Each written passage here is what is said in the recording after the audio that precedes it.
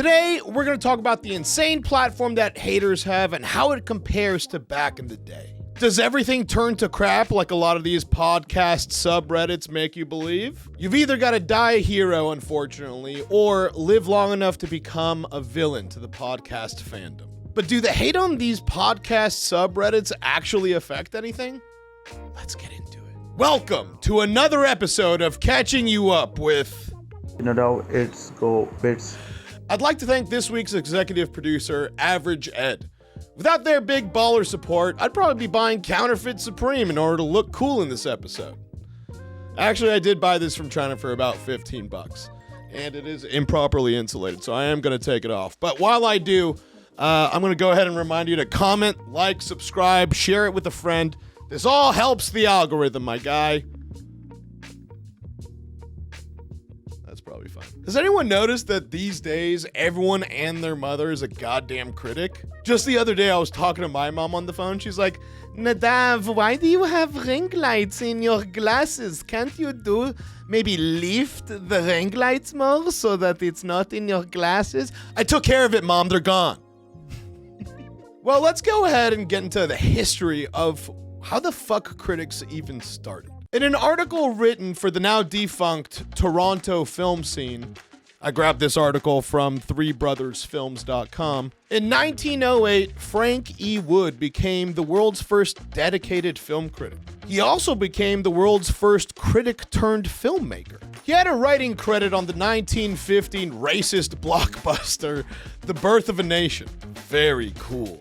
He was also one of the founding members of the Academy of Motion Pictures, Arts, and Sciences in 1927. He was like, why the fuck am I the only one judging if movies are good or bad? Let's get a bunch of fuckers who don't make movies to decide if these are good or bad. But movies weren't taken seriously for a while. Pevere, one of Canada's veteran film critics, points out that it's important to keep in mind that most of what passed for film criticism in the English world was mostly short reviews, instead of substantial evaluations of the medium as a whole. He elaborates that this reflects how long it took for movies to be taken seriously as anything other than a slightly disreputable sideshow amusement in the States and the UK. Then we flash forward to celebrity critics like Siskel and Ebert, which might sound familiar to some of you that were born before 9/11. I remember a thumbs up from those guys was like the gold standard. Like, you had to watch this movie. Then it was brought to your attention that Roger Ebert made a movie in the 70s called Beyond the Valley of Dolls. But that doesn't mean that he has a bad opinion of movies. Like, look, I could sit in a chair and say, hey, this was the most comfortable chair I've ever sat in. But then if you're like, all right, go fucking make a chair, I'm like, yeah, I'm gonna make a bad chair, dude. And the thing is that these critics were on TV.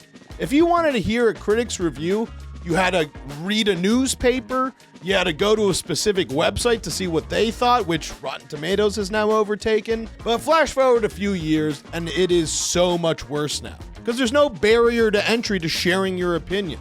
It gets like Lord of the Flies real fast on the internet. Which one of you is going to push Piggy off a mountain? I feel like I'm kind of setting myself up for the joke here, but it's a solid reference. I mean, you can be anyone and make any post on social media, and a complete stranger will write the most scathing fucking thing about you, and you'll be like, Jesus Christ, what the fuck did I do to this guy? Let me check his credentials. It's Devin from Idaho, and he has an Etsy shop where he sells vinyl mustaches on pint glasses, and that's all he does. That and shit on my Instagram posts. All right, Devin, I see you. You know what a normal person's reaction is? That just quietly stopping to watch it. They're not broadcasting their opinion to the world. They're just like, oh, I don't like this anymore. I'm going to not watch it anymore. That's what they do. And look, I think a lot of people have that in them. Just a lot of people don't let that out because they're like, what does that do for me? Hey, yo, guys, we're going to take a quick break and talk about our sponsor for today's episode, HelloFresh. This time of year, everyone's looking to revamp their eating habits, and HelloFresh can help. HelloFresh is America's #1 meal kit. They send pre-portioned ingredients with delicious recipes straight to your door. It's way cheaper than takeout, and you'll never waste money on excess food. With over 45 recipes and more than 100 seasonal add-on items to choose from every week, you'll keep finding new meals to love. Normally, I've always thought that cooking is like a 1 to 2 hour thing before you can actually eat the food. But with everything already pre-measured and very clear instructions, within 20 to 30 minutes, I'm eating a gourmet meal.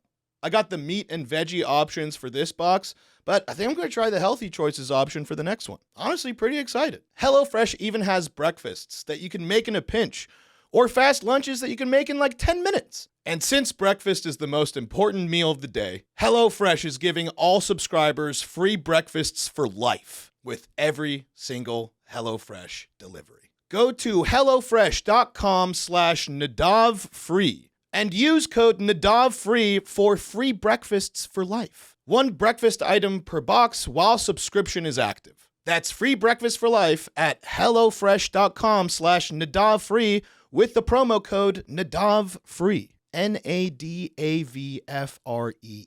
HelloFresh, America's #1 meal kit. Let's get back to the show. But let's do a thought experiment real quick, shall we? Let's say the last episode that you watched of Rogan or YMH or Kill Tony or whatever the fuck you saw was subpar to your standards. All of a sudden, you feel your Twitter fingers writing a really long essay. You've written almost a full page, single-spaced, size 12 font in Times New Roman. Wow, that is a lot of hate. You post that shit on the subreddit of your favorite podcast, just so that you could either immediately get validated of your opinion or, get ratioed and, someone tells you to drink a bottle of bleach or, some terribly mean thing to say to you. But, that's just kind of how the internet is. But you're now no longer arguing about the show that you once loved. You are now arguing with Devin from Idaho, telling him that he should break one of his mustachioed pint glasses and go.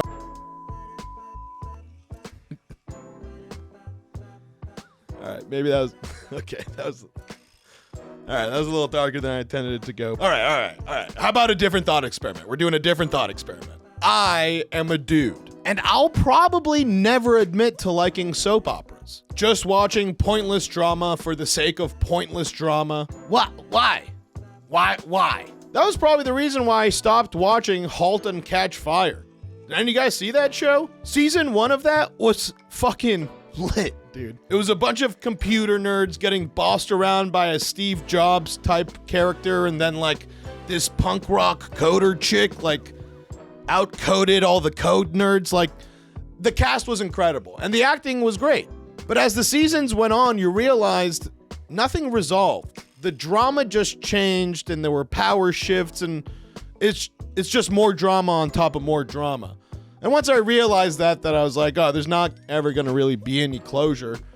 Unfortunately, that was a show that I had to give up on, which made me sad because I liked it so much in the beginning. And I think that's what's happening with a lot of podcast fans.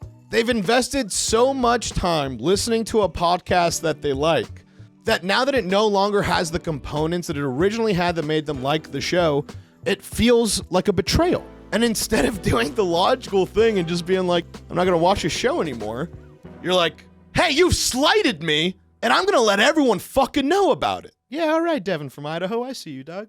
Pop quiz, here comes another thought experiment. You're in a group of your friends, and I don't know if this holds true to you, but none of my friends outside of the industry listen to any of the podcasts that I listen to.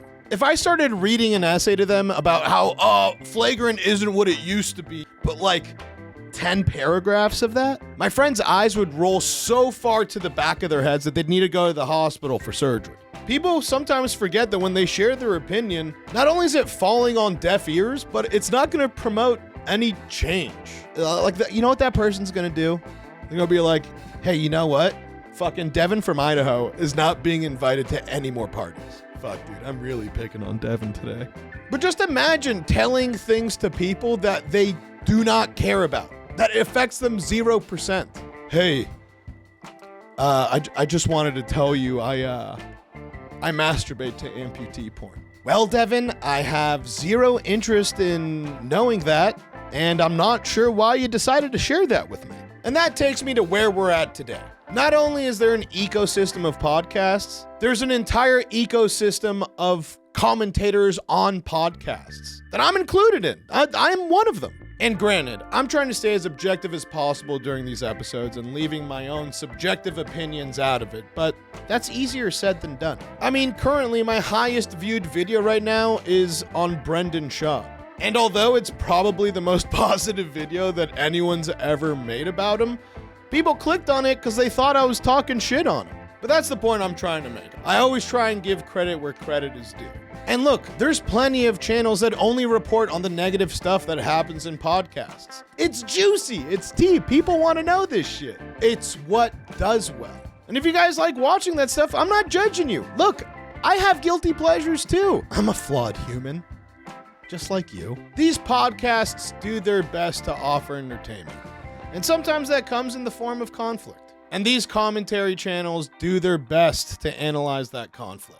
And if that's what you like, then you're in luck, because we are in the golden era of it. I was always in the mindset of being stoked when people I liked did well. But I also know that that mindset is outnumbered by people that like seeing strangers that they don't know just completely fail. If you want to know what to think about a podcast you like, or even trying out a new podcast, don't read about it online. Just go watch it. Go form your own opinion. Did you think it was good? Great. Oh, you didn't like it? Well, maybe don't watch the next episode. But me, I just want to watch stuff I like. And sometimes that stuff is guilty pleasures. Like, yeah, I've seen all seasons of The New Girl, at least 4 times each. Devin from Idaho, and I'm not gonna fucking stop, because Jake Johnson is a goddamn national treasure. I will fucking die on this hill. See, that's what you guys sound like. Oh shit, and if that's not a good note to end on, I don't know what is. Thank you for watching another episode of Catching You Up with Nadav, it's go bits. I'd like to say thank you to all the producers that you're seeing on screen right now. Without their help, I would have a much harder time consistently putting out all these episodes every week. If you would like to be someone that shows support for the show, I'd highly encourage you to hit the link in the description below and click the Patreon link and support at any level that you can.